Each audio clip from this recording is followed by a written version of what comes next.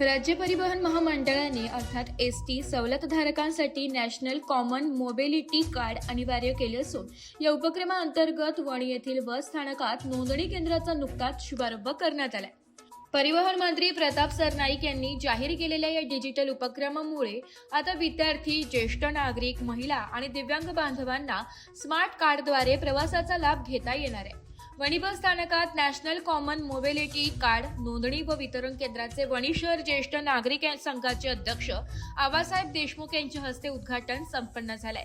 या प्रसंगी वणी बस स्थानकाचे वाहतूक नियंत्रक कांतीलाल गावित, ज्येष्ठ पत्रकार दिगंबर पाटोळे, सुनील महाले, केंद्र संचालक बाळासाहेब झोटिंग यांच्यासह महामंडळाचे कर्मचारी, ज्येष्ठ नागरिक मोठ्या संख्येने प्रवासी उपस्थित होते।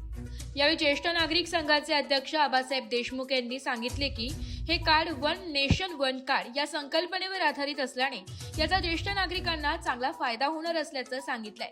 ज्यांच्याकडे पूर्वीचे स्मार्ट कार्ड आहे त्यांना सवलतीच्या दरात नवीन एनसीएमसी कार्ड दिले जाणार आहे। हे कार्ड केवळ एसटी साठीच नव्हे तर मेट्रो, लोकल रेल्वे आणि इतर सार्वजनिक वाहतूक सेवांसाठी वापरता येणार असल्याने प्रवाशांची सुट्ट्या पैशांच्या त्रासातून मुक्तता होणार असल्याची माहिती केंद्राचे संचालक बाळासाहेब झोटिंग यांनी सांगितलंय।